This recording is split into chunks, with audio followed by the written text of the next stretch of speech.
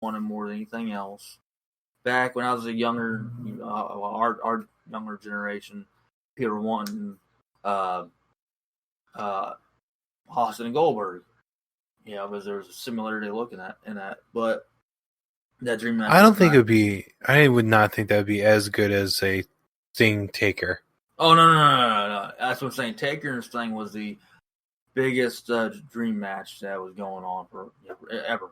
Really, I mean, it's and honestly, the best opportunity for those two to kind of meet would have been like 04. I think it was 04 when the Undertaker had Dead Man Inc. and he was he had the heel character that he was with his short hair and the song they go, "You done it now. You're gonna make a big mistake."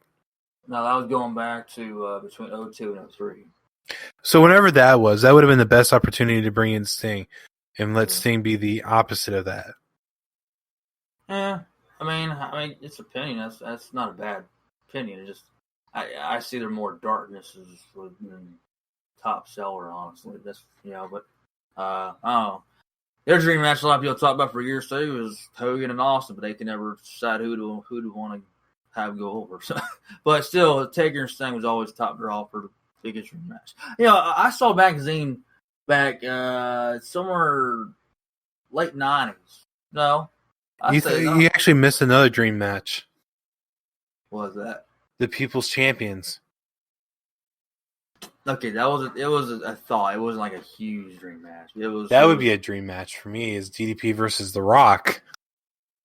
It would have been a good match. I mean, it was talked about, but it's talked about as a dream match. That's what I mean by that. It would have been cool. I definitely would have been interested in watching that.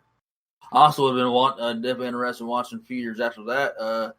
They were wanting RKO versus Diamond Cutter. I thought that if they had done that like more in Randy's earlier time, that would have been great. When you had DDP and WWF or WWE, whatever. Well, okay. So, real question here: which one do you think looks better, the Diamond Cutter or the RKO?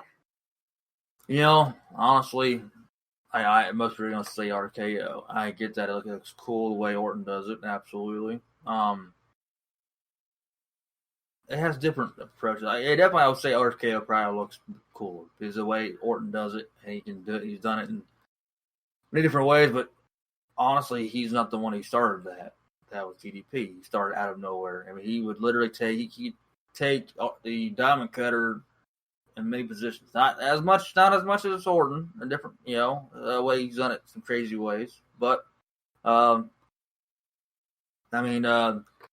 never has Diamond Cutted someone doing a flying movement to an RKO or Diamond Cutter like did Evan Bourne.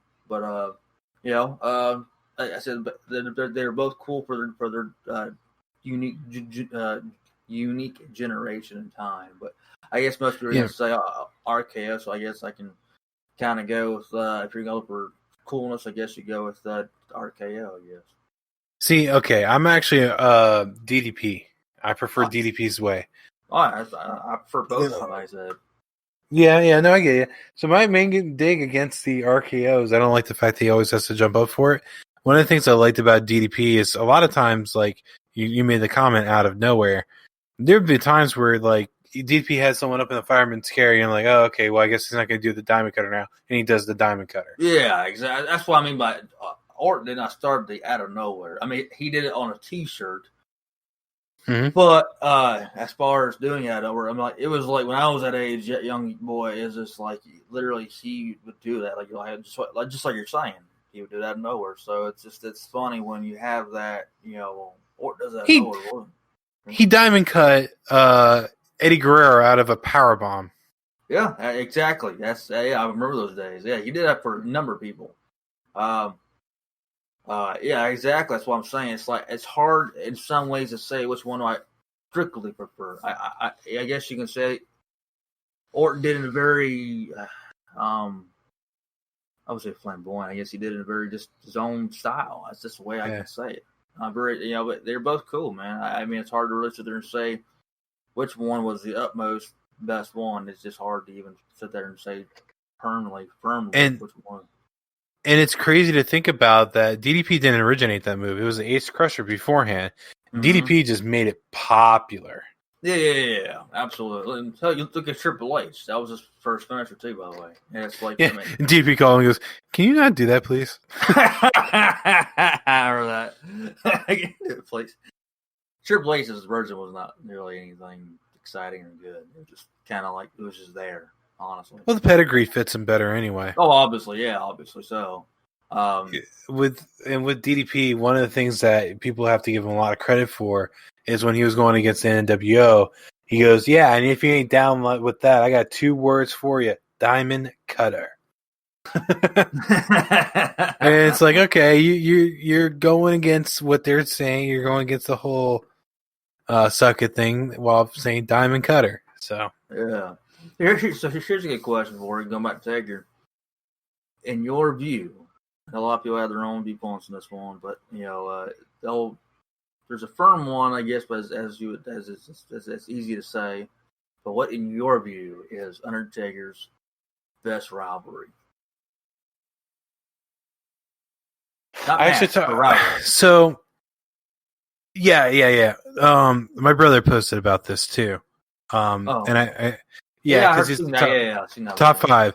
So him and I talked about this. So my top 5 rivalries with the Undertaker, because he said matches or feuds or whatever, I consider rivalries. Number 1, I would put up there with Shawn Michaels. Those back-to-back matches were great, especially the good versus evil, things like that. Mm-hmm. Number 2, I would have to say, is Mankind. Mm-hmm. I think the whole thing that they did together, with the Boiler Room Brawl, basically creating matches, the Hell in a Cell getting thrown off, and the fact that they had this really good feud and story built up, going over a span of a few matches with each other. Number 3 would be Kane, which is a weird one to have because they had on and off, but basically they were really good foils to each other and really good feuds. And then Triple H being number 4. And Triple H, I kind of say, had both really good feuds with him and really good feuds with Mick Foley. And I'm kind of taking into consideration the double WrestleMania, but also the stuff that took place in the 90s and early 2000s between each other. And the last one, and this is just because it's taking into consideration how the feud went, is Edge. For La Familia and whatnot. What are yours? That's a tough pick, man. It's like, I know it's not easy for you either. For me, number 1, Kane. Mm-hmm. 2, okay, I'd have to go with Austin. Okay. 3, Mankind. 4 would be Michaels. I know you don't hate me, problem. 5 would have to be Edge. And I know Triple H is not on that list. It's a hard pick. It really is. He's had other rivalries. We really just subbed Triple H and Austin. That's all it really was. Yeah, I'm saying a lot of people will say, "Well, you put Triple H." I'm like, you have to. Someone has to give and say it's hard. I mean, is there? Honestly, there's other rivalries you have too, are really great too. It's really hard. There's 2 that my brother named that I disagree with wholeheartedly. What's that? Batista and Randy Orton. Oh, damn, Randy Orton. I mean, I didn't even think about it. I'm sorry. Wow.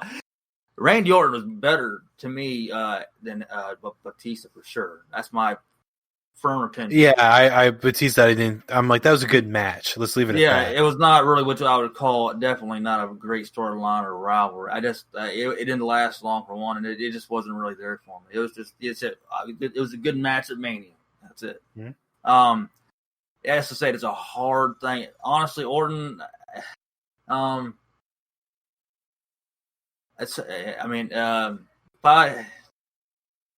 I had to, I mean, I don't know. It's hard to put five picks in there. But it's hard for me to take out all those picks I had in there. It really is. So it's just because Michaels wasn't even just about the double WrestleMania. I mean, it was. I know. This goes back to the '90s. They had some serious stuff going on. They were the first Hell in a Cell, even though it was sitting around them. But it's hard to really sit there over a 30-year period of all the great rivalries, especially let's just say top 10. And I only mentioned the double WrestleMania because that's what put it. That's the main stuff that I saw, and that kind of put it way above. Oh yeah. Plus, that was something for the modern day fans that didn't watch or know of or whatnot of back in the '90s. And it was, as I said, it's really hard, huh? And his involvement in the first Triple H one or the second Triple H one, WrestleMania too. I think that's part of what played into Shawn being number one. Mm-hmm. It's just it's a tough pick either way. But as far as Batista, I agree with you. That was not anything wasn't anything to write home about. I saw that and I go, how are you not including Triple H and how are you not including Edge? Yeah. I mean, that was like, well, Edge was probably before he started really watching it, probably, I guess. But he saw it on the network, obviously. If he wasn't. Yeah. But I can't replace Batista with anybody in that. I agree with you. But I mean, it's not saying it was a terrible feud. I'm just saying it was very well written out, and it wasn't what you call as top stuff. But anyways, there's a friend that I had that we used to go over. Him and I had the same friend in common, so we used to go over to his house and we would play. It was one of the SmackDown versus Raws on PlayStation 2, and this plays into the Undertaker thing. He always picked the Undertaker, and I always picked Triple H, and it ended up being this back and forth constantly. It's like, I mean, you play video games once a year. Who do I usually pick? Randy Orton. Yeah, I like that RKO out of nowhere. Just that cool moveset he has. Yeah, absolutely. Sometimes I pick Taker, sometimes, but usually it's always the RKO. It's always Orton. But honestly, if there's a top 6, I would put Orton in that. I would definitely. Mm-hmm. That feud lasted really close to a year. I mean, I was like, 10-month feud. I mean, and everything. I thought it was a good thing they had, but it's really hard for 5 feuds, and it's just really hard. I mean, Speaking of Orton, because this took place during the Legend Killer era, you know the punt kick that Orton used to do and now kind of brought back? Mm-hmm. Do you know why he stopped doing it? He stopped doing it? Is that what he said? Yeah, when he stopped doing it a few years ago. Do you know why he did? I don't know. I don't think because he was hurting people. Apparently, the one that set it off for him was the kick to Vince McMahon, because he ended up actually hurting Vince doing it. So, yeah, really? I don't think I'm going to do this anymore. So when they were bringing it back, he had to work with the people on cameras and like, look, I am not going to get anywhere near to hurting this guy, so you guys are going to have to do camera tricks and make it look like I punted him clearly. It's you can see it's changed a little bit. I mean, I guess I didn't like overly get noticeable about it, but you can see where there's some changes on it, and you can see where there's times they've done it, they put the camera in a different spot. Yeah, that's what it is. Like with Flair, they did that. Michaels was saying, even I'm gonna say this now. Even Michaels, when his cell he had some months ago was terrible on that kick to the head, terrible cell. And I thought about that, and then I read Twitter the next day it was, and Bubba Ray and his wife, Bella Sky, was there saying the same thing. How dare you? Like, why are you not selling it? You're a legend. You should know how to sell it. I mean, anyways. But he should have pretended he got punted by Hulk Hogan and then fly out of the ring. I'm gonna go back and watch that match. It's that was a crazy match. His bumping there. Oh, that was terrible. That was. I mean, it was like oversell, basically, obviously. And that's what makes it so funny. So, what would you think it's hard to say. I would say we think the greatest Undertaker matches. That's too hard to say there. Say top 5, but it's hard to say there too. One of my favorites is the versus Triple H with Shawn Michaels as a special guest referee. That is one of my favorite Undertaker ones. That's definitely one of them. I say